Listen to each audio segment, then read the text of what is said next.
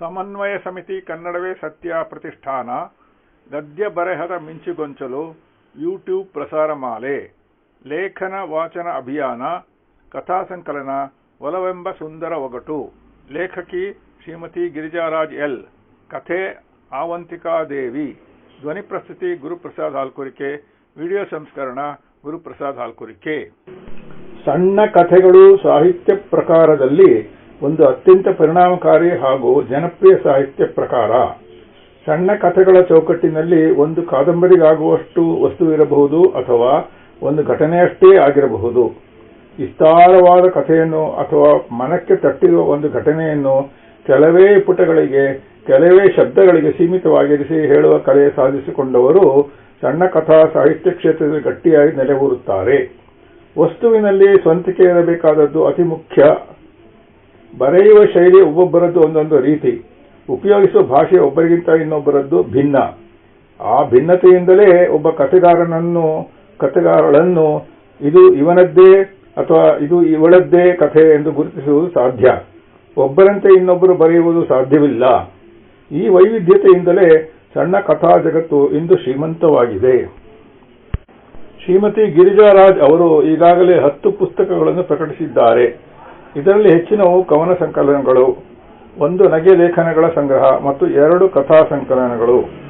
ಒಲವೆಂಬ ಸುಂದರ ಒಗಟು ಅವರ 3ನೇ ಕಥಾ ಸಂಕಲನ. ಈ ಸಂಕಲನವನ್ನು ಓದಿದಾಗ ಜಗತ್ತಿನಲ್ಲಿ ಆದ ಎಲ್ಲ ಬದಲಾವಣೆಗಳ ಜೊತೆಗೆ ಒಲವು, ಪ್ರೀತಿ, ನಂಬಿಕೆ ಎಲ್ಲವೂ ತಮ್ಮ ಅರ್ಥವನ್ನು ಕಳೆದುಕೊಂಡು ಒಗಟಾಗುತ್ತಿದೆಯೇ ಎಂದೆನಿಸುವುದು.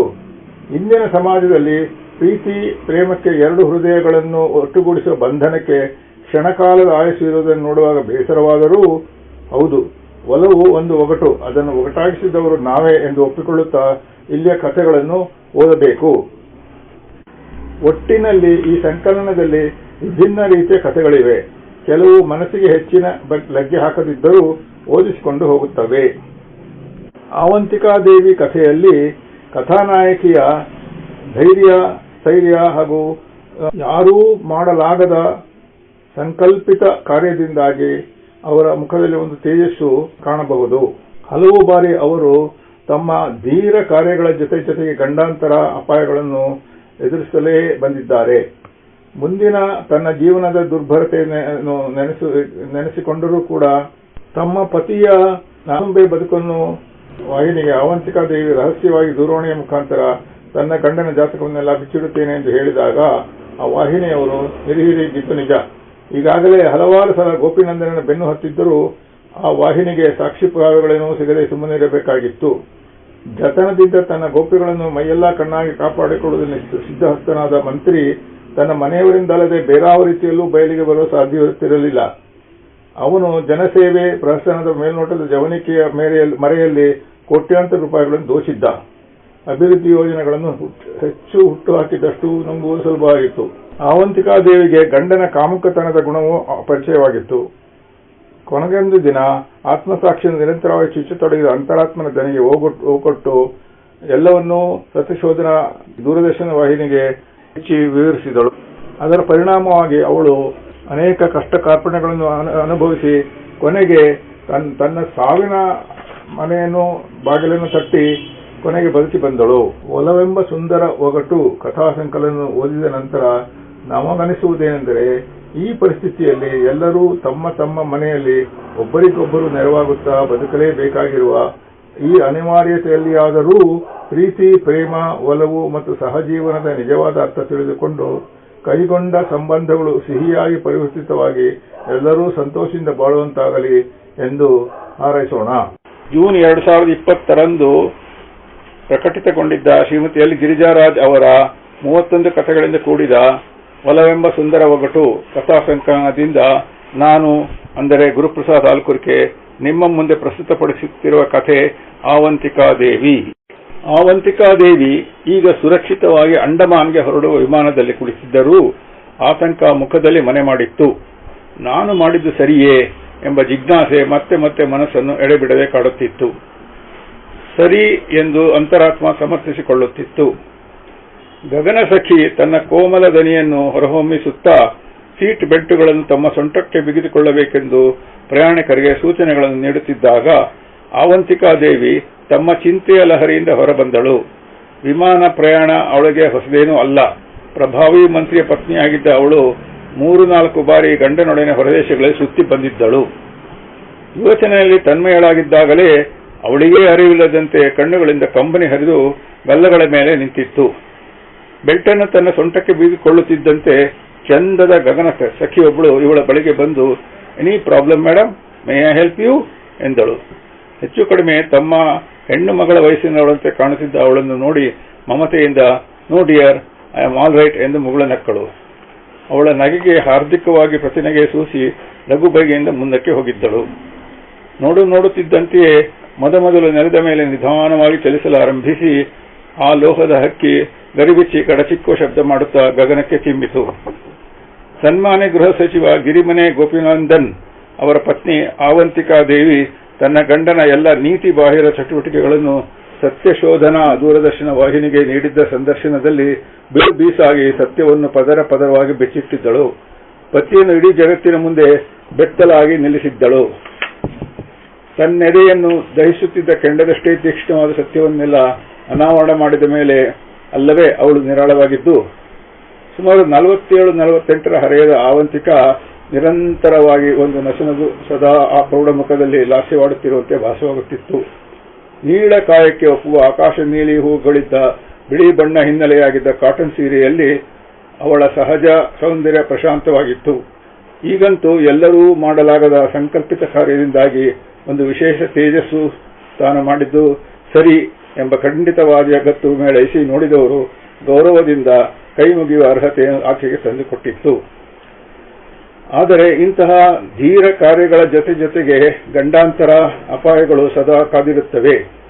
ಮುಂದಿನ ತನ್ನ ಜೀವನದ ದುರ್ಭರತೆ ನೆನೆಯುತ್ತಿದ್ದಂತೆ ಆ ಗತ್ತು ಮರೆಯಾಗಿ ಒಂಟಿ ಹೆಣ್ಣಾಗಿ ಕಾಣದ ಸ್ಥಳದಲ್ಲಿ ಬದುಕು ರೂಪಿಸಿಕೊಳ್ಳಬೇಕಾದ ಅನಿವಾರ್ಯತೆಯ ಆತಂಕ ಆ ಮುಖದಲ್ಲಿ ಈಗ ಎದ್ದು ಕಾಣುತ್ತಿತ್ತು. ಸತ್ಯಶೋಧನಾ ದೂರದರ್ಶನ ವಾಹಿನಿಗೆ ಈಗ ಹೆಮ್ಮೆಯ ದೊಡ್ಡ ಗರಿಯೊಂದನ್ನು ಸಿಕ್ಕಿಸಿಕೊಂಡಂತೆ ಆಗಿತ್ತು.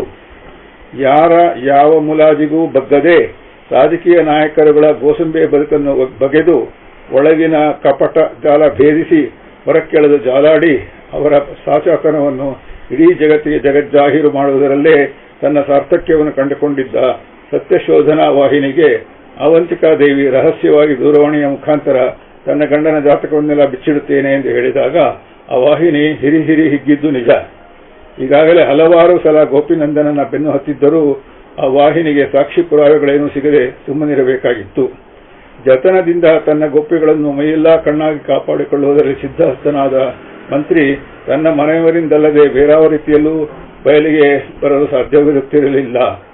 ಅವನು ಜನಸೇವೆ ಪ್ರಹಸನದ ಮೇಲ್ನೋಟದ ಜವನಿಕೆಯ ಮರೆಯಲ್ಲಿ ಕೋಟ್ಯಾಂತರ ರೂಪಾಯಿಗಳನ್ನು ದೋಷಿದ್ದ. ಅಭಿವೃದ್ಧಿ ಯೋಜನೆಗಳನ್ನು ಹೆಚ್ಚು ಹುಟ್ಟು ಹಾಕಿದಷ್ಟು ನುಂಗುವುದು ಸುಲಭವಾಗಿತ್ತು. ಆವಂತಿಕ ಸುಸಂಸ್ಕೃತ ಮನೆತನದ ಹೆಣ್ಣುಮಗಳು. ತಾಯಿಗೆ ರಾಜಕೀಯ ಹಿನ್ನೆಲೆ ಇರುವ ಮನೆಗೆ ಕೊಡಲು ಇಚ್ಛೆ ಇಲ್ಲದಿದ್ದರೂ ತಂದೆ ಮಗಳು ಸುಖವಾಗಿರುತ್ತಾಳೆ ಎಂಬಾಸೆಯಿಂದ ಮದುವೆ ಮಾಡಿಕೊಟ್ಟಳು. ಗಂಡನ ಘನ ವಿದ್ಯಮಾನಗಳೆಲ್ಲ ಮೊದಲು ಗೊತ್ತಾದಾಗ ಬೆಚ್ಚಿ ಬೆವರಿ ಹೋದಳು. ಜೀರ್ಣಿಸಿಕೊಳ್ಳುವುದು ಕಷ್ಟವಾದರೂ ಬಾಯಿ ಮುಚ್ಚಿಕೊಂಡಿರಬೇಕಾಗಿತ್ತು. ಆತ್ಮದಹನ ಎಷ್ಟು ದಿನ ಸಾಧ್ಯ? ಸಾಲದ್ದಕ್ಕೆ ಸ್ವಾತಂತ್ರ್ಯ ಹೋರಾಟದಲ್ಲಿ ಜೈಲು ಸೇರಿ ಹೊರಬಂದಿದ್ದ ತಂದೆಯ ತಂದೆ ಆ ರಕ್ತ ಅವಳ ದೇಹದಲ್ಲಿ ಹರಿಯುತ್ತಿತ್ತು. ಇದ್ದ ಮಗಳೊಬ್ಬಳು ಮದುವೆಯಾಗಿ ಗಂಡನೊಂದಿಗೆ ವಿದೇಶ ಸೇರಿದ್ದಳು. ಗಂಡನ ಕಾಮುಕತನದ ಗುಣವೂ ಅವಳಿಗೆ ಪರಿಚಯವಾಗಿತ್ತು. ಕೊನೆಗೊಂದು ದಿನ ಆತ್ಮಸಾಕ್ಷಿಯನ್ನು ನಿರಂತರವಾಗಿ ಚುಚ್ಚತೊಡಗಿದ ಅಂತರಾತ್ಮನ ದನಿಗೆ ಹೋಗಡಲು ತೀರ್ಮಾನಿಸಿದಳು. ಆಗುವುದು ಆಗಲಿ ಎನ್ನುವಷ್ಟು ಬಂಡೆದ್ದು ಹೋಗಿತ್ತು ಮನಸ್ಸು. ಈ ನಾಡಿನ ಜನತೆಗೆ ಇದೆಲ್ಲ ತಿಳಿಸಲೇಬೇಕು ಎಂದು ಗಟ್ಟಿ ಮನಸ್ಸು ಮಾಡಿ ಸತ್ಯಶೋಧನಾ ದೂರದರ್ಶನ ವಾಹಿನಿಗೆ ಫೋನ್ ಮಾಡಿದ್ದು. ಆವಂತಿಕ ಮುಂದಾಗಬಹುದಾದ ತೊಂದರೆಗಳನ್ನು ಊಹಿಸಿಯೇ ರಹಸ್ಯವಾಗಿ ಅಂಡಮಾನ್ಗೆ ಫ್ಲೈಟ್ ಟಿಕೆಟ್ ಖರೀದಿಸಿದ್ದರು. ಸತ್ಯ ಹೇಳಿದ್ದಕ್ಕಾಗಿ ಆಕೆ ದೊಡ್ಡ ದಂಡವನ್ನೇ ತೆರಬೇಕಾಗಿತ್ತು. ಆದರೂ ತನ್ನದೇ ಕುದಿಯನ್ನು ಶಾಂತಗೊಳಿಸಿದ್ದೇನು? ಕಡಿಮೆ ತೃಪ್ತಿಯೇ? ಆದರೂ ಅಷ್ಟೊಂದು ದೊಡ್ಡ ಬಲಿ ಕೇಳುತ್ತದೆಯೇ ಸತ್ಯ? ಗಗನ ಸಖಿಯರಿಬ್ಬರು ಪ್ರಯಾಣಿಕರಿಗೆ ಊಟ ಹಂಚಲಾರಂಭಿಸಿದಾಗ ಮತ್ತೆ ತಮ್ಮ ಚಿಂತೆಯ ಕಕ್ಷೆಯಿಂದ ಹೊರಬಂದು ನಿಡಿದಾದ ಉಸಿರೊಂದನ್ನು ಹೊರಚೆಲ್ಲಿದರು. ಅವಂತಿಕ ಪಕ್ಕದಲ್ಲಿ ಕುಳಿತಿದ್ದ ವ್ಯಕ್ತಿ ಸಂಭಾವಿತನಂತೆ ಕಂಡ. ತುಂಬಾ ಮರ್ಯಾದೆಯಿಂದ ಮಾತಾಡಿಸುತ್ತಿದ್ದ. ಸುಮಾರು 50-55 ಆಸುಪಾಸಿನಲ್ಲಿದ್ದ ಆ ವ್ಯಕ್ತಿಗೆ ಕನ್ನಡ ಬರುತ್ತಿರಲಿಲ್ಲ. ಹಿಂದಿಯಲ್ಲಿ ಮಾತನಾಡುತ್ತಿದ್ದ. ಅವಂತಿಕಾಗೆ ಶುದ್ಧವಾದ ಹಿಂದಿ ಬಾರದಿದ್ದರೂ ಸುಮಾರಾಗಿ ಮಾತನಾಡುತ್ತಿದ್ದಳು. ಅವಳು ಕಿಟಕಿಯ ಬಳಿ ಇಷ್ಟಪಟ್ಟು ಆರಿಸಿಕೊಂಡದ್ದೇ ಈಗ ತೊಂದರೆಯಾಗಿತ್ತು. ಶೌಚಕ್ಕೆ ಮತ್ತೊಂದಕ್ಕೆ ಎದ್ದು ಹೋಗಬೇಕಾದಾಗಲೆಲ್ಲ ಆ ವ್ಯಕ್ತಿ ಹೇಳಬೇಕಾಗುತ್ತಿತ್ತು. ಆ ಕಡೆ ಕೊನೆಯ ಸೀಟಿನಲ್ಲಿ ಸುಖಾಸೀನವಾಗಿದ್ದವರಂತೂ ಸದಾ ನಿದ್ದೆ ಮಂಪರಿನಲ್ಲಿಯೇ ಇರುತ್ತಿದ್ದರು. ಆತ ಊಟವನ್ನೂ ಸಮಯಕ್ಕೆ ಸರಿಯಾಗಿ ಮಾಡುತ್ತಿರಲಿಲ್ಲ.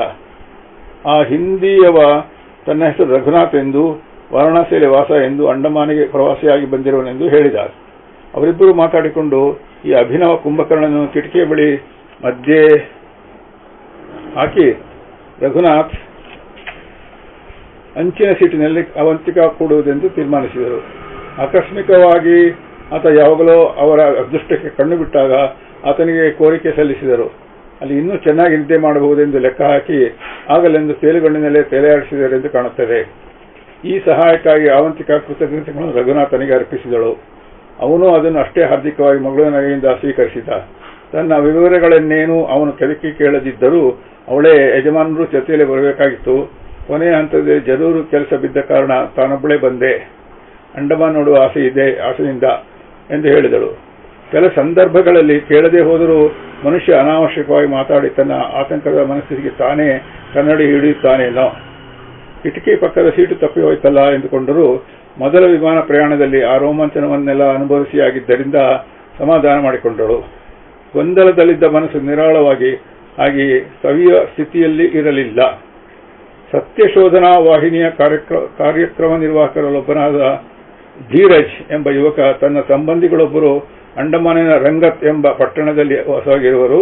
ಒಳ್ಳೆಯವರು, ಅವರ ವಿಳಾಸವನ್ನು ಕೊಡುತ್ತೇನೆ ಎಂದು ವಿಳಾಸ, ದೂರವಾಣಿ, ಮೊಬೈಲ್ ಸಂಖ್ಯೆ ನೀಡಿದರೂ ಅವಂತಿಕಾಗೆ ಅಲ್ಲಿಗೆ ಹೋಗಲು ಮನಸ್ಸಿರಲಿಲ್ಲ. ಆದರೆ ಎಂತೆಂತಹ ಸಂದರ್ಭಕ್ಕಾಗಿದೆಯೋ ಇರಲಿ ಬೇಕಾಗುತ್ತದೆ ಎಂದು ತೆಗೆದುಕೊಂಡಿದ್ದಳು.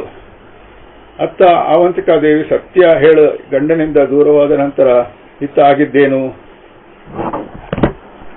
ಸಚಿವ ಗೋಪಿನಂದನ್ ತನ್ನ ಹೆಂಡತಿ ತನ್ನ ವಿರುದ್ಧ ಸಂಚೊಂದನ್ನು ನೇಯ್ದು ತನ್ನನ್ನು ಬೆತ್ತಲಾಗಿ ನೆಲೆಸುತ್ತಾಳೆಂಬ ಶಂಕೆ ತಿಲಮಾತ್ರವೂ ಇಲ್ಲದೆ ಆರಾಮವಾಗಿದ್ದವನಿಗೆ ಅವನ ರಾಜಕೀಯ ಬದುಕಿನಲ್ಲಿ ನಿಕಟವರ್ತಿಯಾಗಿ ಅವನ ಎಲ್ಲ ಚಟುವಟಿಕೆಗಳಿಗೆ ಕೈ ಜೋಡಿಸುತ್ತಿದ್ದ ಎಂಎಲ್ಎ ರಂಗರಾಜ್ ದೂರವಾಣಿ ಮುಖಾಂತರ, ಬೇಗ ಸತ್ಯಶೋಧನಾ ಟಿವಿ ಚಾನೆಲ್ ಹಾಕಿ, ಸದ್ಯ ಶಾಕ್ ಆಗಬೇಡಿ, ನಿಮ್ಮ ಪತ್ನಿ ನಿಮ್ಮ ವಿರುದ್ಧ ಸಂದರ್ಶನ ನೀಡುತ್ತಿದ್ದಾರೆ ಎಂದಾಗ ಏನೆಂದೆ ತಮಾಷೆಯ ಎಂದವನಿಗೆ ಏಪ್ರಿಲ್ 1 ಅಲ್ಲ ಮಾರಾಯರೇ, ಸ್ವಲ್ಪ ಹೊರಟಾಗಿ ವಿಷಯ ಪುನರಾವರ್ತನೆ ಮಾಡಿ ಫೋನ್ ಕುಕ್ಕಿ ಇಟ್ಟ.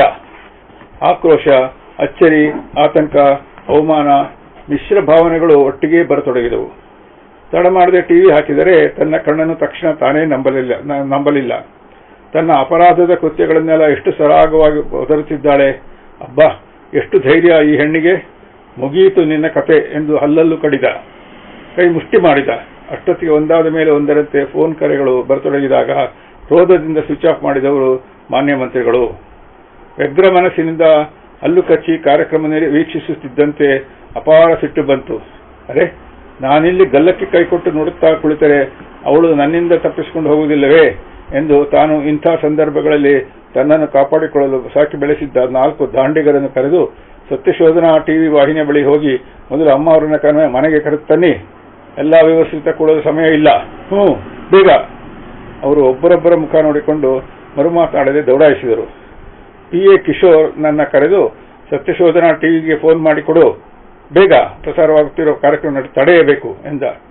ಯಾರೂ ಫೋನ್ ಎತ್ತುತ್ತಿಲ್ಲವೆಂದು ಕಿಶೋರ್ ಹೇಳಿದಾಗ, ಇವಳು ಯಾವಾಗ ಹೋದಳು? ದೇವಸ್ಥಾನಕ್ಕೆ ಹೋಗ್ತೀನಿ ಅಂತ ಹೇಳಿದ್ದಳು. ಲೌಡಿ, ಕಾರ್ಯಕ್ರಮ ಮುಗಿದೇ ಹೋಯಿತು, ಅವಳು ಅಲ್ಲಿಂದ ಪಾರಾಗುವನ್ನ ಹಿಡಿಯಬೇಕು ಎಂದು ಏನೇನೋ ಗೊಣಗಿಕೊಂಡು ಹುಚ್ಚನಂತೆ ವರ್ತಿಸುತ್ತಿದ್ದ. ಈ ಸ್ಥಿತಿಯಲ್ಲಿ ಕಿಶೋರ್ ತಮ್ಮ ಬಾಸ್ನನ್ನು ಎಂದೂ ನೋಡಿರಲಿಲ್ಲ. ಅವನು ಮೂಕ ವಿಸ್ಮಿತನಾಗಿ ನೋಡುತ್ತಿದ್ದ. ಗೋಪಿನಂದನನ ಚೇಲಾಗಳೆಲ್ಲ ಆ ದಾಂಡಿಗರ ಜೊತೆ ವಾಹಿನಿಯ ಕಟ್ಟಡ ಸುತ್ತುವರೆದು ಗಲಾಟೆ ಮಾಡುವಷ್ಟರೊಳಗೆ ಹಕ್ಕಿ ಹಾರಿ ಹೋಗಿತ್ತು. ಅಷ್ಟೊತ್ತಿಗೆ ಅವಂತಿಕಾದೇವಿ ಕುಳಿತಿದ್ದ ಕಾರು ವೇಗವಾಗಿ ವಿಮಾನ ನಿಲ್ದಾಣದಡಿ ಧಾವಿಸುತ್ತಿತ್ತು. ಧೈರ್ಯದಲ್ಲಿ ಹೊರಟು ಬಿಟ್ಟವಳಿಗೆ ಅಲ್ಲಿ ಕಾಣದ ಪ್ರದೇಶದಲ್ಲಿ ಇಳಿದಾಗ ಎಂಥ ಅಸಹಾಯಕತೆ ಏರ್ಪಡಬಹುದು ಎಂಬ ಯೋಚನೆ ಇರಲಿಲ್ಲ. ಎಲ್ಲೆಲ್ಲಿ ಅಡಗಿಕೊಂಡು ತನ್ನ ಜೀವ ಉಳಿಸಿಕೊಳ್ಳಬೇಕೋ, ತನ್ನ ಮುಂದಿನ ಜೀವನದ ಹಾದಿಗಳು ಎಲ್ಲೆಲ್ಲಿ ತೆರೆದುಕೊಳ್ಳುವವೋ ಎಂಥ ಪೇಚುಗಳಿಗೆ ಸಿಕ್ಕಿ ಹಾಕಿಕೊಳ್ಳುವೆನೋ ಎಂಬ ಆತಂಕ ಆಗ ಇರಲಿಲ್ಲ.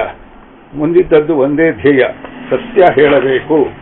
ಹೇಳುವಾಗ ಎಷ್ಟು ಸುಲಭವಾಗಿ ಸತ್ಯ ಸರಸನ್ನು ಹೊರಹೊಮ್ಮಿತೋ ನಂತರದ ಬದುಕು ಅಷ್ಟು ಸಲೀಸಾಗಿರುವುದಿಲ್ಲ ಎಂಬ ವಾಸ್ತವ ಈಗ ಹೊಳೆತೊಡಗಿತು. ಒಳಗೆ ಹುದುಗಿ ಬಾಧೆ ಕೊಡುತ್ತಿದ್ದ ಹಿಂಸೆಯಿಂದ ಮುಕ್ತಳಾಗಿ ಬಿಡಬೇಕಾಗಿತ್ತು. ಸತ್ಯಶೋಧನಾ ಟಿವಿ ಅದಕ್ಕೊಂದು ಭೂಮಿಕೆಯನ್ನು ಒದಗಿಸಿಕೊಟ್ಟಿತ್ತು. ಆದರೆ ನಂತರದ ಬದುಕಿಗೆ ಎಲ್ಲಿಯವರೆಗೆ ಯಾರು ರಕ್ಷಣೆ ಒದಗಿಸಬಲ್ಲರೂ ಅದನ್ನು ಒದಗಿಸಬೇಕಾದವನು ಅವನು, ಮೇಲಿರುವವನು. ಸಪ್ಪೆ ಮೋರೆ ಜೋಲಿಸಿಕೊಂಡು ಹಿಂತಿರುಗಿ ಬಂದ ದಾಂಡಿಗರನ್ನು ತರಾಟೆಗೆ ತೆಗೆದುಕೊಂಡರು ಮಂತ್ರಿಗಳು. ಆಚೆಗೆ ಆಗಲ್ವೇಂದ್ರೋ, ಒಬ್ಬ ಹೆಂಗಸನ್ನು ಹಿಡಿದುಕೊಂಡು ಬರಲಾಗಲಿಲ್ಲ, ದಂಡ ನಿಮಗೆ ಕೂಡ ಹಾಕೋದು. ಹೋಗಿ ಹೋಗಿ, ಅದರಲ್ಲಿ ಹುಡುಕುತ್ತೀರೋ ಹೇಗೆ ಹುಡುಕ್ತಿರೋ ನನಗೆ ಗೊತ್ತಿಲ್ಲ, 3-4 ದಿನದಲ್ಲಿ ಅವಳು ಸಿಗಬೇಕು ಅಷ್ಟೇ, ಹೋಗಿ ಹೋಗಿ ಎಂದ. ಗದರಿಸಿ ಹೇಳಿದ್ದೆ ತಡ, ಇನ್ನಷ್ಟು ಮುಖಕ್ಕೆ ಮಂಗಳಾರತಿ ಆಗುವ ಮುನ್ನ ಕಳಚಿಕೊಳ್ಳೋದೇ ಸರಿ ಎಂದು ಕಾಲಿಗೆ ಬುದ್ಧಿ ಹೇಳಿದರು. ಇದಾದ ಕೆಲ ಹೊತ್ತಿನಲ್ಲೇ ಗೃಹ ಸಚಿವರ ಮನೆಯ ವಿಶಾಲ ಹಜಾರದಲ್ಲಿ ಅವರ ಪಕ್ಷದ ಆಪ್ತ ವಲಯದ ರಾಜಕಾರಣಿಗಳೆಲ್ಲ ನೆರೆದರು. ಅವರಲ್ಲಿ ಕೆಲ ಮಂತ್ರಿಗಳು, ಎಂಎಲ್ಎಗಳು, ಅಲ್ಲದೆ ಅವರ ಚೇಲಾಗಳು ಎಲ್ಲ ಸೇರಿದ್ದರು. ಎಂಎಲ್ಎ ಬೀರನಾಯಕ, ಇದು ಆಗಬಾರದಿತ್ತು, ಅನಿರೀಕ್ಷಿತವಾಗಿ ನಡೆದು ಹೋಯಿತು. ಇದರ ಮುನ್ಸೂಚನೆ ಸ್ವಲ್ಪ ಸಿಕ್ಕಿದ್ರೆ ನಿಮ್ಮ ಪತ್ನಿಯವರನ್ನು ಇದಾಗದಂತೆ ತಡೆಯಬಹುದಿತ್ತು. ಈಗ ಇಂಥದ್ದೊಂದು ಸಂದರ್ಶನ ನಮ್ಮ ವಾಹಿನಿಯಲ್ಲಿ ಪ್ರಸಾರವಾಗ್ತಿದೆ ಎಂದು ಒಂದಿಷ್ಟು ಸುಳಿವನ್ನು ಕೊಡದೆ ಸತ್ಯಶೋಧನಾ ಟಿವಿಯವರು ಗುಟ್ಟಾಗಿಟ್ಟರು. ಈಗ ಆಗುವುದಾಗಿ ಹೋಯಿತು, ಮುಂದೆ ಏನು ಮಾಡಬಹುದು ಯೋಚನೆ ಮಾಡಿ.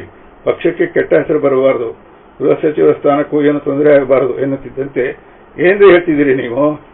ಆ ವಿರೋಧ ಪಕ್ಷದ ಆ ನಂಜುಂಡರಾಮ್ ಆಗಲೇ ಬಾಲ ಬಿಚ್ಚಿದ್ದಾನಲ್ಲ, ಅದಕ್ಕೇನು ಹೇಳ್ತೀರಾ ಎಂದು ಕುಳಿತಿದ್ದ ಕುರ್ಚಿಗೆ ಮುಷ್ಟಿಯಿಂದ ಗುದಿಯುತ್ತಾ ಎಂಎಲ್ಎ ಶ್ರೀನಿವಾಸ ಮೂರ್ತಿ ಕೂಗಿದರು. ಹಲವಾರು ಜನಗಳು ಒಟ್ಟಿಗೆ ಕೇಳಿ ಬಂದು ಬೆಲೆಬಿಲಿ ವಾತಾವರಣ ಏರ್ಪಟ್ಟಿತು. ಚಂದು ಪಾಟೀಲ ಎದ್ದು ನಿಂತು, ಶ್ರೀನಿವಾಸ ಮೂರ್ತಿ ನೀವು ಕೂಡ್ರಿ, ಆ ನಂಜುಂಡರಾಮ್ ಬೊಗಳೋ ನಾಯಿ ಬೊಗಳ್ಕೊಳ್ಳಿ ಬಿಡ್ರಿ, ನೀವು ಮಾತಾಡ್ರಿ ಬೇರೆ ನಾಯಕರೇ ಎಂದ. ದಯಮಾಡಿ ಶಬ್ದ ನಿಲ್ಲಿಸಿ, ಒಟ್ಟಿಗೆ ಕೂಗಿದ್ದರೆ ಏನರ್ಥ ಮಾಡಿಕೊಳ್ಳೋದು? ಒಬ್ಬೊಬ್ಬರೇ ನಿಂತು ಏನಾದರೂ ಸಲಹೆ ಸೂಚನೆ ಕೊಡಿ ಎಂದು ಬೇಸರದಿಂದ ಮುಖ ಹಿಂಡುತ್ತಾ ಹೇಳಿದರು ಬೀರನಾಯಕ. ಕಂದಾಯ ಮಂತ್ರಿ ಹಿರಿಯ ಸಚಿವರಾದ ರಾಜಗೋಪಾಲಪ್ಪ ಎದ್ದು ನಿಂತು, ಗೋಪಿನಂದನ್, ನೀವೀಗ ಒಂದು ಕೆಲಸ ಮಾಡಿ. ನನ್ನ ಪತ್ನಿ ಕೆಲ ದಿನಗಳಿಂದ ಮಾನಸಿಕ ಅಸ್ವಸ್ಥರಾಗಿದ್ದರು, 1 ತಿಂಗಳು ಮಾನಸಿಕ ಆಸ್ಪತ್ರೆಯಲ್ಲಿ ಇದ್ದರು, ಚಿಕಿತ್ಸೆ ಪೂರ್ತಿಯಾಗಿಲ್ಲ, ಅವರ ಆರೋಗ್ಯ ಇನ್ನೂ ಸ್ಥಿರವಾಗಿಲ್ಲ, ಅವರು ಸಂದರ್ಶನದಲ್ಲಿ ಹೇಳಿದ ವಿಷಯಗಳು ಸುಳ್ಳು, ಬಲವಂತವಾಗಿ ಹೇಳಿಸಿದ್ದಾರೆ ಅಂತ ಏನೋ ಒಂದು ಕಟ್ಟೆ ಕಟ್ಟಿ ಡಾಕ್ಟರ್ ಬಳಿ ಒಂದು ಸರ್ಟಿಫಿಕೇಟ್ ಮಾಡಿಸಿ. ಮೊದಲು ಸೀಟು ಉಳಿಸಿಕೊಂಡ್ರಿ, ಆಮೇಲೆ ನೋಡೋಣ. ದೂರದರ್ಶನ ಚಾನೆಲ್ಗಳು, ಪತ್ರಿಕೆಗಳಿಗೆ ಅದೇ ಹೇಳಿಕೆ ನೀಡಿ ಸ್ವಾಮಿ ತಡ ಮಾಡಬೇಡಿ ಎಂದು ಕುಳಿತರು. ಮುಖ್ಯಮಂತ್ರಿ ಆಗುವ ಕನಸು ಕಾಣುತ್ತಿದ್ದ ಗೋಪಿನಂದನ್ ಇನ್ನದು ಕನಸೇ ಸರಿ ಎಂದು ಅವನತಮುಖಿಯಾಗಿ ಚಿಂತಿಸುತ್ತಿದ್ದರು. ಸದ್ಯ ಈ ಸ್ಥಾನ ಉಳಿಸಿಕೊಂಡ್ರೆ ಸಾಕಾಗಿದೆ. ಪತ್ರಿಕೆಗಳಲ್ಲಿ ವ್ಯಂಗ್ಯ ಚಿತ್ರಗಳು, ದೊಡ್ಡ ದೊಡ್ಡ ಲೇಖನಗಳು ಬರುವ ದಿನಗಳೇನೂ ದೂರ ಇಲ್ಲ. ತಲೆ ಎತ್ತಿ ತಿರುಗದ ಹಾಗೆ ಮಾಡಿಬಿಟ್ಟಳು. ಪ್ರಾರಂಭದಲ್ಲಿ ತಾನೇನೂ ಭ್ರಷ್ಟನಾಗಿರಲಿಲ್ಲ. ಈ ರಾಜಕೀಯ ವ್ಯವಸ್ಥೆಯಲ್ಲಿ ನಾನು ಹಾಗೆ ಮಾಡದೇ ಹೋಗಿದ್ದರೆ ಈ ಮಟ್ಟಕ್ಕೆ ಏಳಲಾಗುತ್ತಲೇ ಇರಲಿಲ್ಲ ಎಂದು ತಮ್ಮೊಳಗೆ ಚಿಂತಿಸುತ್ತಿದ್ದರು. ತನ್ನ ಗೆಳೆಯನ ಅಂತರ್ಯವನ್ನು ಅರಿತ ರಂಗರಾಜ್ ಗೋಪಿನಂದನ್ ಭುಜ ತಟ್ಟಿ, ಧೈರ್ಯ ತಂದುಕೊಳ್ಳಿ, ಎಲ್ಲ ಸರಿ ಹೋಗುತ್ತೆ ಎಂದು ಸಮಾಧಾನ ಮಾಡಿದ. ಶಿವಾನಂದ ಉಳ್ಳಾಗಡ್ಡಿ ಎದ್ದು ನಿಂತು, ಆಕೆ ಹಾಂಗ ಮಾಡಬಾರದಾಗಿತ್ತು ಬಿಡ್ರಿ, ಸ್ವಲ್ಪ ಹದ್ದು ಬಸ್ತಿನಲ್ಲಿ ಇಡಬೇಕಾಗಿತ್ತು ನೀವಾದರೂ ಎಂದಾಗ ಗೋಪಿನಂದನ್ ತಲೆ ಎತ್ತಿ ಉಳ್ಳಾಗಡ್ಡಿಯನ್ನು ದುರ್ಗುಟ್ಟಿ ನೋಡಿದ.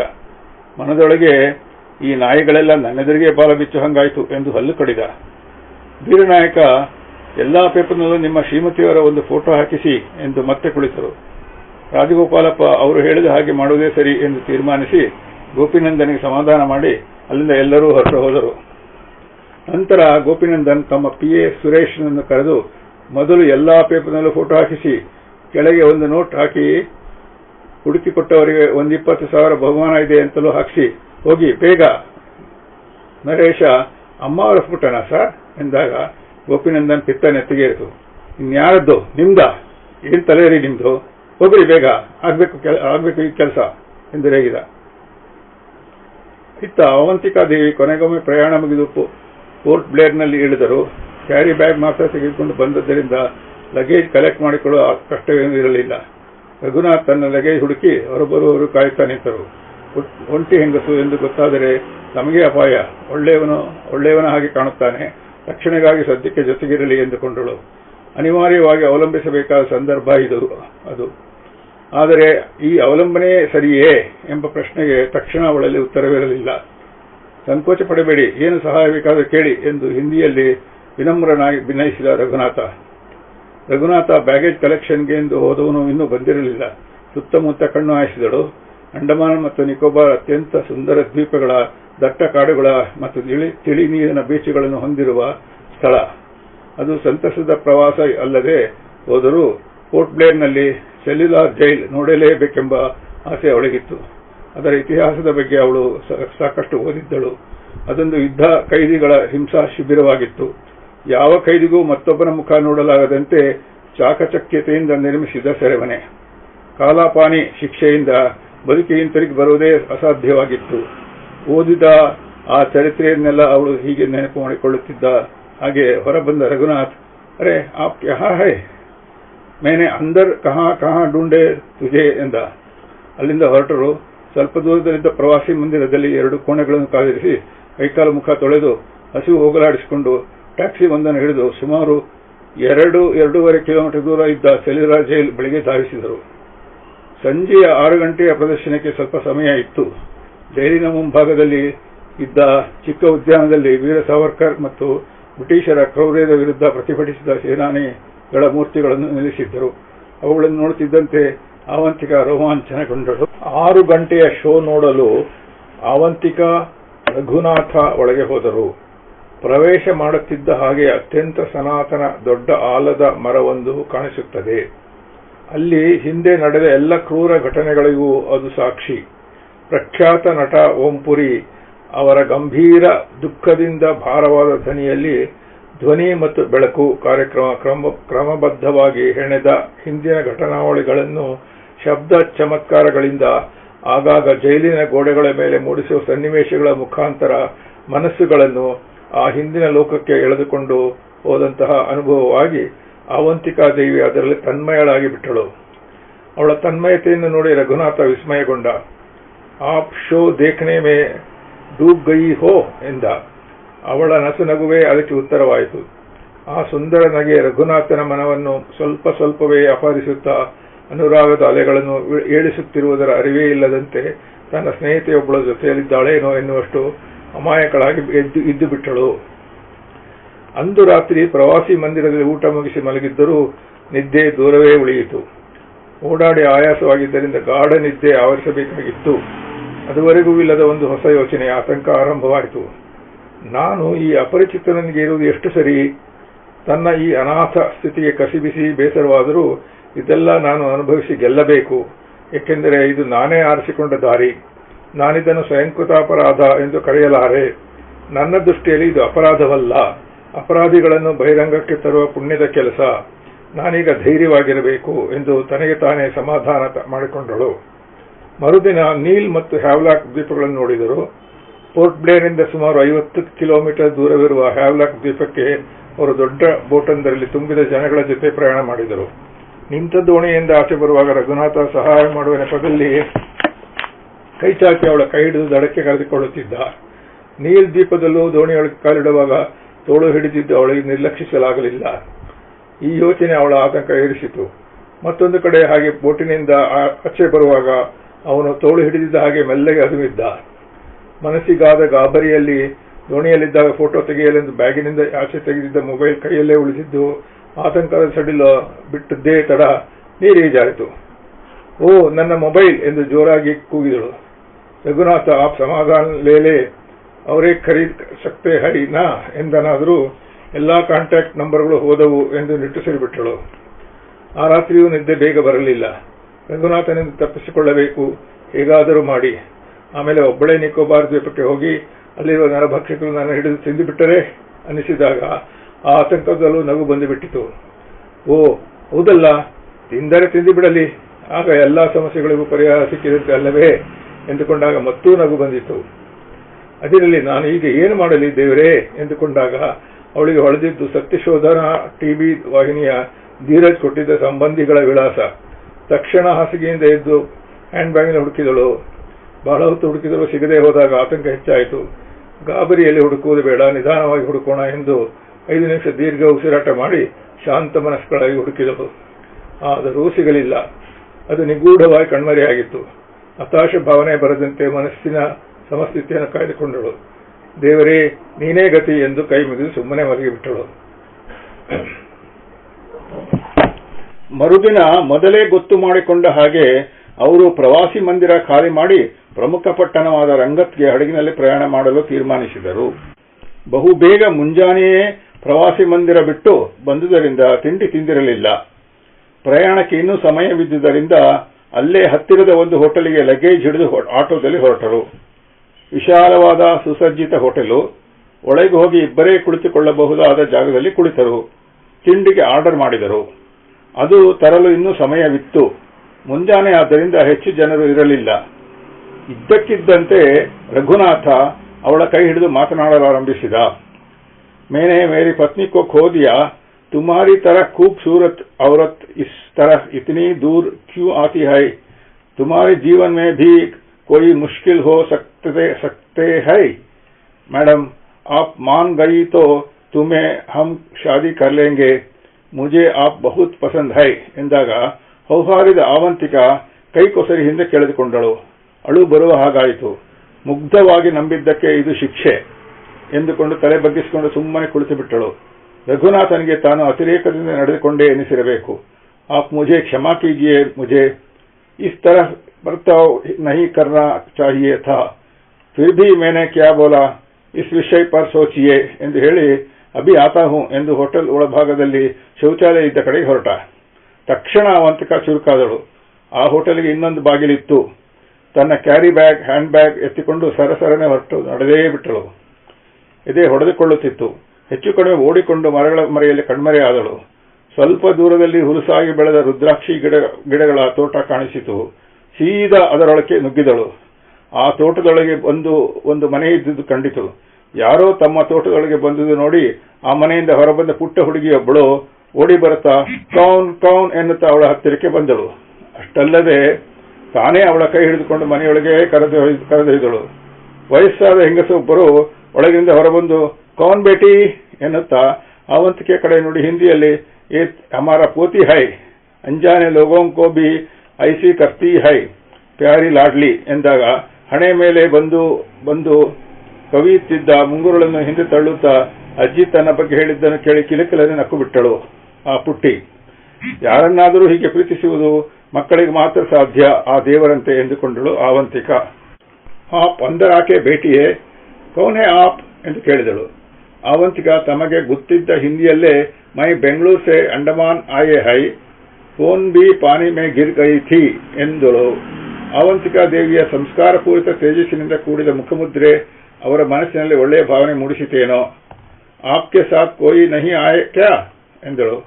ಗಂಡ ಬರುವ ಕಾರ್ಯಕ್ರಮ ರದ್ದಾದ ಕಲ್ಪಿತ ಕಥೆಯನ್ನು ಪೋಣಿಸಿದಳು. ತಕ್ಲೀಫ್ ನಹಿ, ಆಪ್ ಬೈಠಿಯೇ, ಖಾನೆ ಕಾ ಪ್ರಬಂಧ ಕರ್ತಾ ಹೂಂ, ಮೇರಾ ಬೇಟಾ ಆತಾ ಹಿ ಹೂಂಗಾ, ಸಬ್ ಠೀಕ್ ಹೋ ಜಾಯೇಗಾ ಎಂದು ಲಘುಬೈಯಿಂದ ಒಳಗೆ ಹೋದರು. ನಹಿ ಮಾಜಿ ಎಂದು ಹೇಳುತ್ತಿದ್ದರು. ಆಕೆ ಒಳಗೆ ಹೋಗಿ ಸ್ವಲ್ಪ ಹೊತ್ತಿನಲ್ಲೇ 2 ಚಪಾತಿ, ಆಲೂ ಪಲ್ಯ, ಪಪ್ಪಾಯಿ ಹೋಳುಗಳನ್ನು ತಂದಿಟ್ಟಾಗ ಅವಳ ಕಣ್ಣಾಲಿಗಳು ಕೃತಜ್ಞತೆಯಿಂದ ತುಂಬಿ ಬಂದವು. ಹೊಟ್ಟೆಯೂ ಹಸಿದಿತ್ತು. ಪುಟ್ಟ ಹುಡುಗಿ ಹತ್ತಿರ ಕುಳಿತು ಕಾವ ಆಂಟಿ ಎಂದು ಉಪಚಾರ ಮಾಡುತ್ತಿದ್ದಳು. ಆಗ ತಾನೇ ಉದಯಿಸಿ ಹೊಳೆಯುತ್ತಿದ್ದ ಸೂರ್ಯನ ಎಳೆ ಬಿಸಿಲಿನ ರಶ್ಮಿಗಳು ರುದ್ರಾಕ್ಷಿ ಗಿಡಗಳ ಮೇಲೆ ಬಿದ್ದು ಸುಂದರವಾಗಿ ಕಾಣುತ್ತಿದ್ದವು.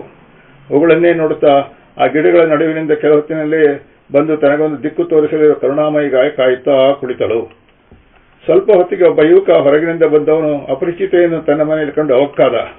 ಅವನ ತಾಯಿ ಅವನಿಗೆ ವಿವರಿಸಿದಳು. ಅವನು ನಸುಕೋಪದಿಂದ, ರಸ್ತೆ ಮೇ ಚಲನೆ ವಾಲೆ ಅಂಜಾನೆ ಲೋಗೋಂ ಕೋ ಕ್ಯೂ ಘರ್ ಮೇ ಬಿಟಾತೆ ಹೋ, ಕಿತನೆ ಬಾರ್ ಹಮ್ ಕಹ ಚುಕ್ಕೆ ಹೈ, ಆಪ್ಕೋ ಮಾಲೂಮ್ ನಹಿ ಹಮ್ಮಿ ಎಂದು ಸಿಡುಕಿ ಅವಂತಿಕೆಯನ್ನು ಮೇಲಿಂದ ಕೆಳಗಿನವರೆಗೂ ಅಪಾದ ಮಸ್ತಕ ವೀಕ್ಷಿಸಿದಾಗ ಅವಳು ಭೂಮಿಗಿಳಿದು ಹೋದಳು. ಸ್ವಲ್ಪ ಹೊತ್ತು ಅವನ ಮುಖದಲ್ಲಿ ಅನುಮಾನ ಕಾಡಿತು.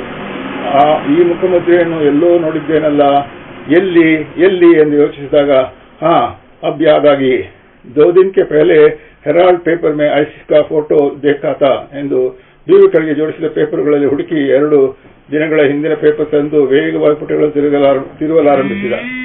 ಅವಂತಿಕೆ ಎದೆ ಡವಗುಟ್ಟಲಾರಂಭಿಸಿತು.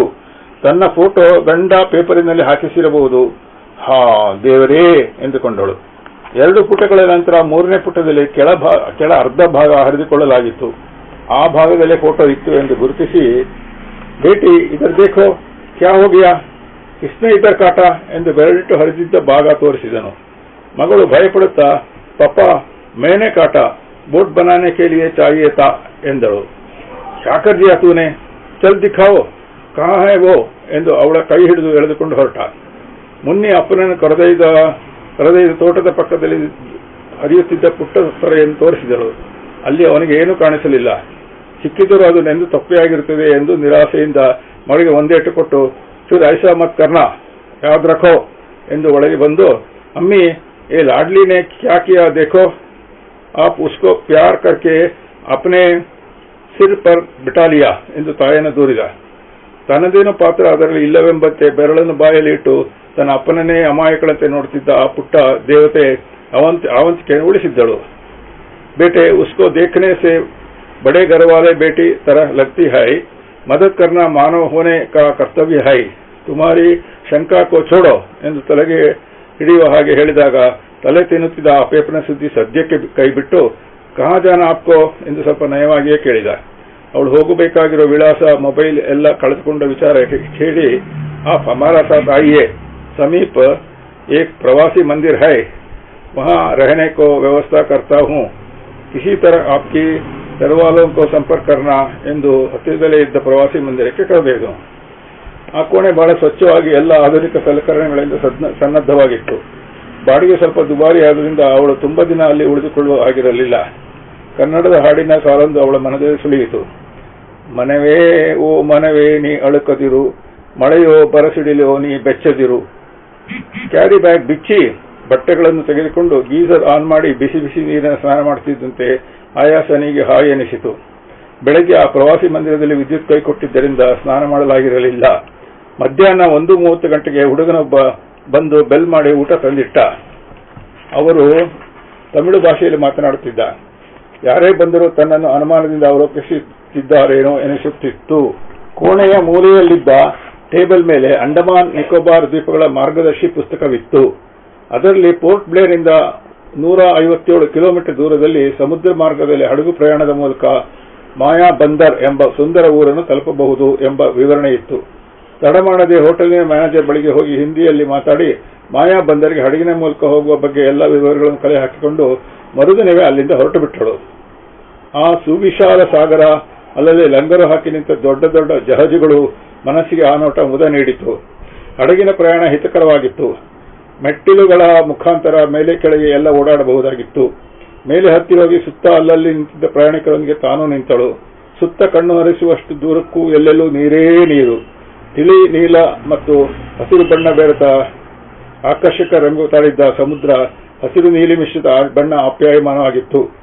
ನೀರ್ದೆರೆಗಳನ್ನು ಸೀಳುತ್ತಾ ಮೇಲೆ ತೂಗಾಡುತ್ತಾ ಹಡಗು ಹೋಗುತ್ತಿದ್ದಾಗ ಮನಸ್ಸು ಆ ಕ್ಷಣಕ್ಕೆ ಎಲ್ಲ ಮರೆತು ಪುಳಕಗೊಂಡಿತು. ಹಡಗಿನ ಹಿಂಭಾಗದಲ್ಲಿ ಒಂದೆಡೆ ಕುಡಿಯುವ ನೀರು ಮತ್ತು ಇತರ ಪಾನೀಯಗಳ ಬಾಟಲ್ಗಳನ್ನು ಇಟ್ಟಿದ್ದರು.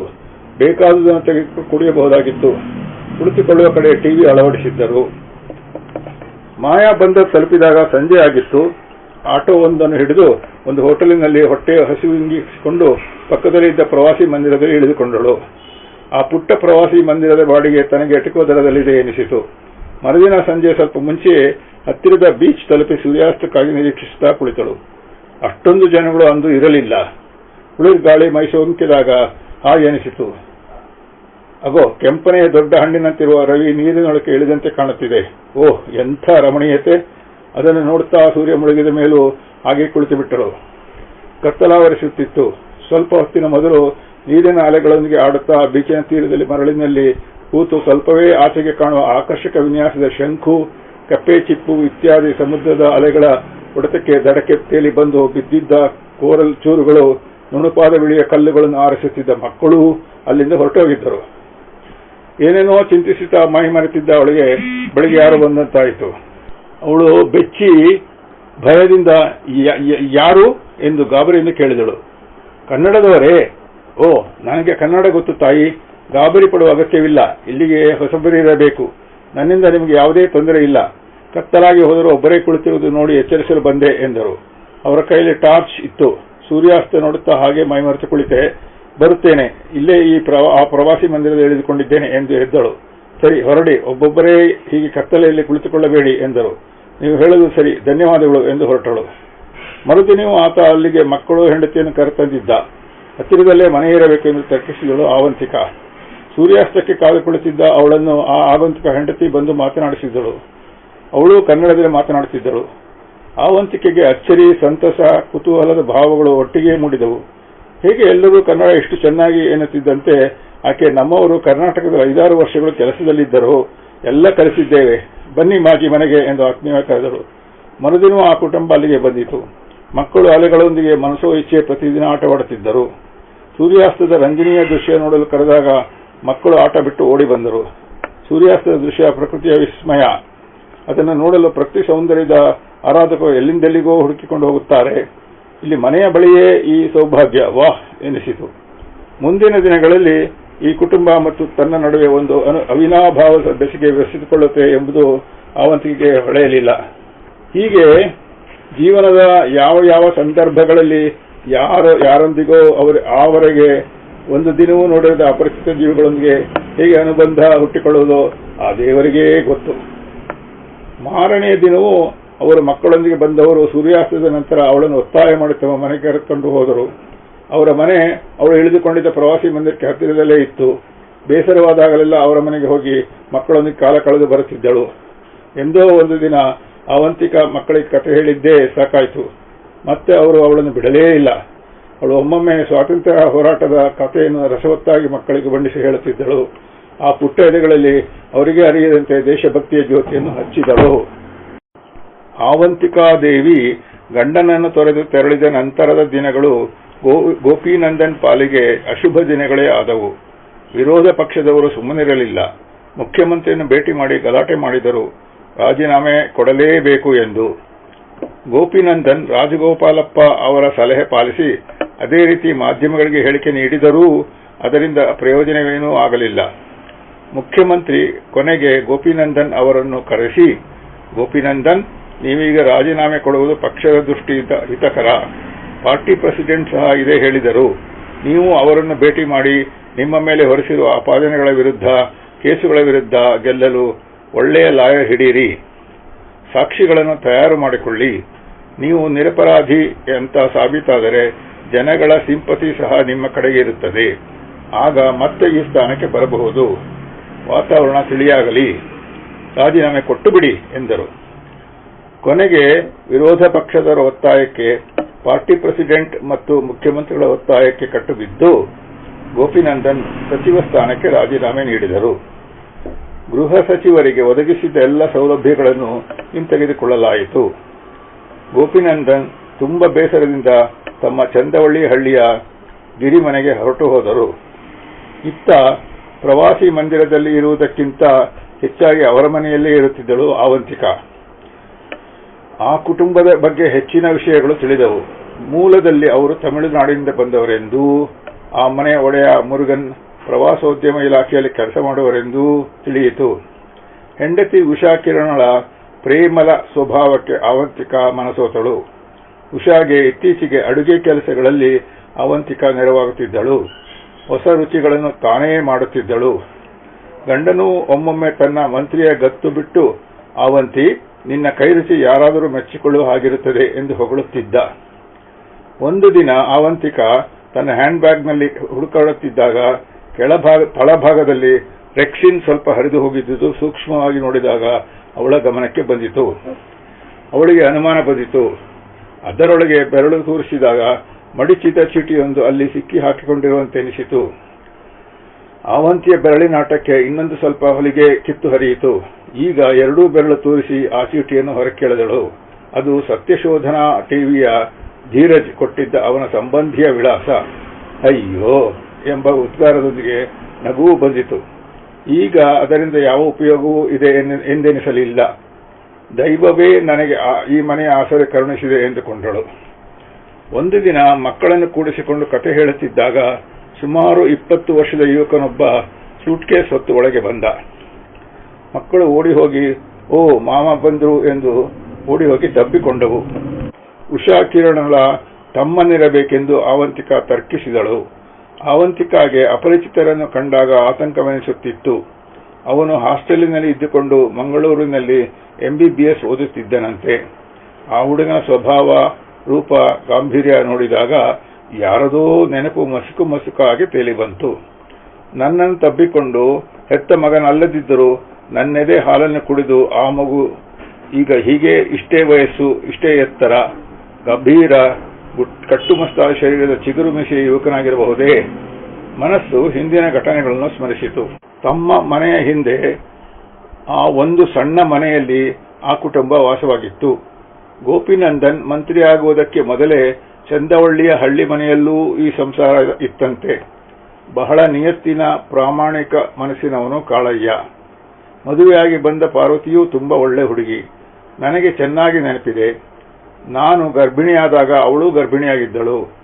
ನಮ್ಮ ಮನೆಯ ಮುಂದಿನ ಸುಂದರ ಉದ್ಯಾನ, ಅದರ ತುಂಬಾ ವೈವಿಧ್ಯಮಯವಾದ ಸುಮಧುರ ಪುಷ್ಪಗಳು ಕಂಗೊಳಿಸುವ ಹಾಗೆ ತುಂಬಾ ಜತನದಿಂದ ಕಾಪಾಡುತ್ತಿದ್ದ ಕಾಳಯ್ಯ. ಮನೆಯ ಎಷ್ಟೋ ಕೆಲಸಗಳಿಗೆ ಗೋಪಿನಂದನನಿಗೆ ನೆರವೇರುತ್ತಿದ್ದ. ಬಲಗೈ ಬಂಟನ ಹಾಗಿದ್ದ. ಆದರೂ ಅಷ್ಟೊಂದು ಪ್ರೀತಿಯನ್ನೇನು ಸೇವಕರು ಕೆಲಸಗಾರರ ಬಗ್ಗೆ ಗೋಪಿನಂದನ್ ತೋರಿಸದೆ ದರ್ಪದಿಂದಲೇ ನಡೆಸಿಕೊಳ್ಳುತ್ತಿದ್ದ. ಅದನ್ನೆಲ್ಲ ಸಹಿಸಿಕೊಂಡು ಕಾಳಯ್ಯ ಇದ್ದನೆಂದರೆ ಗೋಪಿನಂದನ್ನ ತಂದೆ ಗಿರಿಮನೆ ರಾಮಚಂದ್ರನವರಿಗಾಗಿ. ಆ ಕರುಣಾಳುವನ್ನು ಅವನೆಂದೂ ಮರೆಯಲಾರ. ತನ್ನ ತಾಯಿ ತಂದೆಗಳಿಗೆ ಅವರು ಮಾಡಿರುವ ಉಪಕಾರ ಅಷ್ಟಿಷ್ಟಲ್ಲ, ತನಗೆ ಹೆಣ್ಣು ಮಗುವಾಯಿತು. ಮರುದಿನವೂ ಪಾರ್ವತಿಗೂ ಹೆರಿಗೆ ನೋವು ಕಾಣಿಸಿಕೊಂಡು ಅವಳಿಗೆ ಗಂಡು ಮಗುವಾಯಿತು. 20 ವರ್ಷಗಳ ಹಿಂದಿನ ಇತಿಹಾಸವಿದು.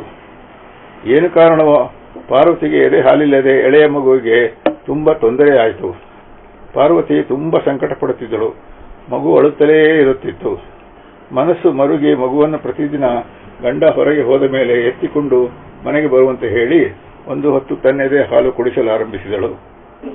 ಈ ವಿಷಯ ಒಮ್ಮೆ ಗೋಪಿನಂದನ್ ತಿಳಿದು ಅವಂತಿಕೆಗೆ ಚೆನ್ನಾಗಿ ಬೈದು ಕಾಳಯ್ಯನ ಕುಟುಂಬವನ್ನು ನಿಷ್ಕರುಣೆಯಿಂದ ತನ್ನ ಮನೆಯಿಂದ ಹೊಡೆದೋಡಿಸಿಯೇ ಬಿಟ್ಟಿದ್ದ.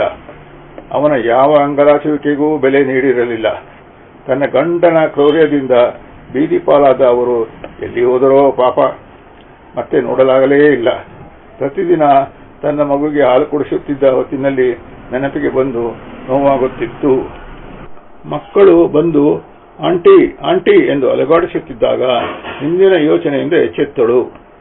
ಅವಂತಿಕ ಉಷೆಯ ಒತ್ತಾಯಕ್ಕೆ ಪ್ರವಾಸಿ ಮಂದಿರ ಬಿಟ್ಟು ಅವರ ಮನೆಗೆ ಬಂದು ವಾಸಿಸತೊಡಗಿದಳು. ಒಂದು ಸಣ್ಣ ಪ್ರಶಸ್ತವಾದ ಕೋಣೆಯನ್ನು ಅವಳಿಗಾಗಿ ಬಿಟ್ಟುಕೊಟ್ಟಿದ್ದರು. ಅವಳ ವೈಯಕ್ತಿಕ ವಿಷಯಗಳನ್ನು ಅವರೆಂದೂ ಕೆದಕಿ ಕೇಳಿರಲಿಲ್ಲ. ಅಲ್ಲಿ ಹೋದರೆ ತನ್ನ ಜೀವಕ್ಕೆ ಗಂಡಾಂತರವಿದೆ ಎಂಬ ವಿಷಯವನ್ನಷ್ಟೇ ಸೂಕ್ಷ್ಮವಾಗಿ ಆ ದಂಪತಿಗಳು ತಿಳಿಸಿದ್ದಳು ಅಷ್ಟೇ. ಅಲ್ಲಿ ಹೋಗುವುದೇ ಬೇಡ, ಉಷೆಯ ಜೊತೆಗೆ ಇಲ್ಲೇ ಇದ್ದು ಬಿಡಿ, ಮಕ್ಕಳು ನಿಮ್ಮನ್ನು ತುಂಬಾ ಹಚ್ಚಿಕೊಂಡಿದ್ದಾರೆ ಎಂದಿದ್ದರು ಮುರುಗನ್. ಒಂದು ದಿನ ಮುರುಗನ್ ಅಂಡಮಾನ್ ಹೆರಾಲ್ಡ್ ಪತ್ರಿಕೆ ಹಿಡಿದು ಬಂದರು. ಮಾಜಿ, ಇಲ್ಲಿ ನೋಡಿ, ನಿಮ್ಮ ಫೋಟೋ ಬಂದಿದೆ ಎಂದು ತೋರಿಸಿದರು. ಆತಂಕವಾದರೂ ಅದನ್ನು ನಿವಾರಿಸಿಕೊಳ್ಳುತ್ತಾ ಕೈಗೆ ತೆಗೆದುಕೊಂಡು ನೋಡಿದಳು. ತನ್ನ ಫೋಟೋ, ಅದರ ಕೆಳಗೆ ಇಂಗ್ಲಿಷ್ನಲ್ಲಿ ಒಂದು ಒಕ್ಕಣೆ ಇತ್ತು. Avanti, I am breathing the last days of my life. I am bedridden. Before death I want to see you once. This is from heart. Don't imagine any conspiracy, my dear. Avanti, please come as soon as possible. Waiting for you. Yours beloved husband, Gopinath, ex-minister. Murugan ಕೇಳಬಹುದೋ ಬಾರದೋ, ನಿಮ್ಮ ಜೀವನಕ್ಕೆ ತೊಂದರೆ ಇದೆ ಎಂದಿರಿ. ಯಾರಿಂದ, ಏನು ತಿಳಿಯಲಿಲ್ಲ. ನೀವು ನಮ್ಮ ಮನೆಯವರಂತೆಯೇ ಆಗಿರುವುದರಿಂದ ನಿಮ್ಮನ್ನು ಅಲ್ಲಿಗೆ ಕಳುಹಿಸಲು ಆತಂಕವಾಗುತ್ತಿದೆ. ಅಲ್ಲಿಯ ಸಂದರ್ಭವೂ ತಿಳಿಯದು. ನಂಬಿ ಹೇಳಬಹುದಾದರೆ ಹೇಳಿ, ನೀವು ಬಯಸಿದರೆ ರಹಸ್ಯವಾಗಿಡುತ್ತೇವೆ ಎಂದಾಗ, ಹೇಳುತ್ತೇನೆ ಮುರುಗನ್, ಈಗ ನನ್ನ ಮನಸ್ಸು ಸಂದಿಗ್ಧದಲ್ಲಿ ಬಿದ್ದಿದೆ, ಏನು ನಿರ್ಧರಿಸಬೇಕೆಂದು ತಿಳಿಯುತ್ತಿಲ್ಲ ಎನ್ನುತ್ತಿದ್ದಂತೆಯೇ ಉಷೆಯು ಅಡುಗೆ ಮನೆ ಕೆಲಸ ಮುಗಿಸಿ ಬಂದು ಕುಳಿತಳು. ಮಕ್ಕಳು ಶಾಲೆಗೆ ಹೋಗಿದ್ದರು. ಹೇಳಿಕೊಂಡರೆ ಮನಸ್ಸು ಹಗುರವಾಗುತ್ತದೆ ಎಂದು 5 ನಿಮಿಷ ಏನೂ ಮಾತಾಡದೆ ಮೌನವಾಗಿ ಕುಳಿತ ಆವಂತಿಕ ನಡೆದಿದ್ದೆಲ್ಲವನ್ನು ಸವಿಸ್ತಾರವಾಗಿ ವಿವರಿಸಿದಳು. ಓಹ್ ಮಾಜಿ, ನೀವು ನಮ್ಮ ಕಣ್ಣಿಗೆ ಪೂಜ್ಯರಾಗಿ ಕಾಣುತ್ತಿದ್ದೀರಿ. ಸತ್ಯಕ್ಕಾಗಿ ತಮ್ಮ ಜೀವನವನ್ನು ಕಷ್ಟಕ್ಕೆ ತಾವೇ ದೂಡಿಕೊಳ್ಳುವವರು ಎಷ್ಟು ಜನ ಸಿಕ್ಕಿಯಾರು ಮಾಜಿ.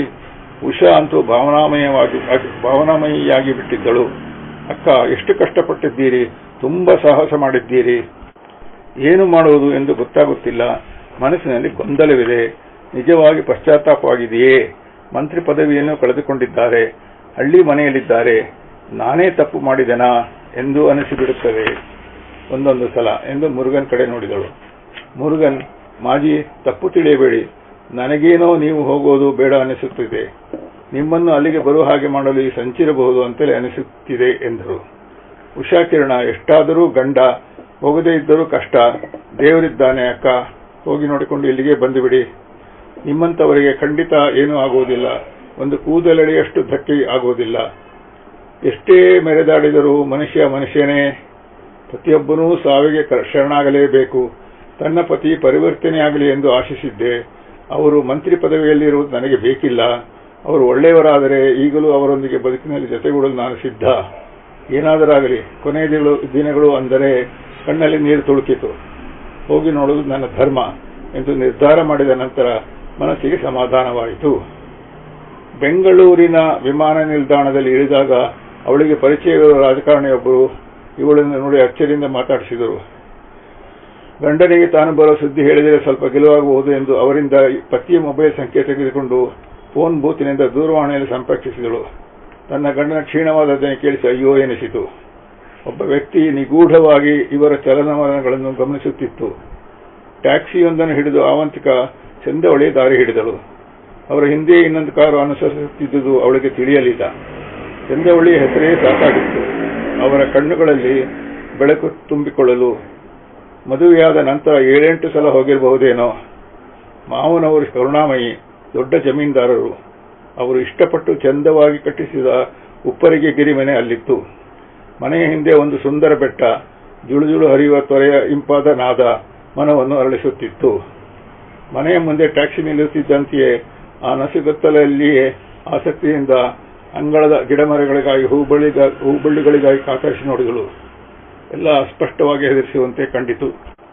ಮನೆಯ ಆಳು ಚೆಲುವಯ್ಯ ಒಳಗಿನಿಂದ ಟ್ಯಾಕ್ಸಿಯ ಹಾರನ್ ಶಬ್ದ ಕೇಳಿ ಓಡಿ ಬಂದ. ಗೋಪಿನಂದನ್ ತಂದೆ ರಾಮಚಂದ್ರಯ್ಯನವರ ಕಾಲದಿಂದ ಇದ್ದ ನಂಬಿಕಸ್ಥ ಆಳು. ಅವರು ಮಂತ್ರಿಯಾಗಿ ಸಂಸಾರದೊಡನೆ ಬೆಂಗಳೂರಿನಲ್ಲಿದ್ದಾಗಲೂ ಹಳ್ಳಿ ಮನೆಯನ್ನು ಕಾಪಾಡಿಕೊಂಡಿದ್ದವನು ಇವನೇ. ಅಮ್ಮ ಬಂದಿರಾ? ಬನ್ನಿ, ಅಪ್ಪಾರವರಿಗೆ ನಿಮ್ಮದೇ ಧ್ಯಾನ. ಅವಳ ಕೈಯಿಂದ ಬ್ಯಾಗ್ ತೆಗೆದುಕೊಂಡು ಒಳಗೆ ಹೋದ. ನಂಬಿಕೆಯ ದೈವ ಸ್ಮರಿಸಿ ಒಳಗೆ ಅಡಿಯಿಟ್ಟಳು.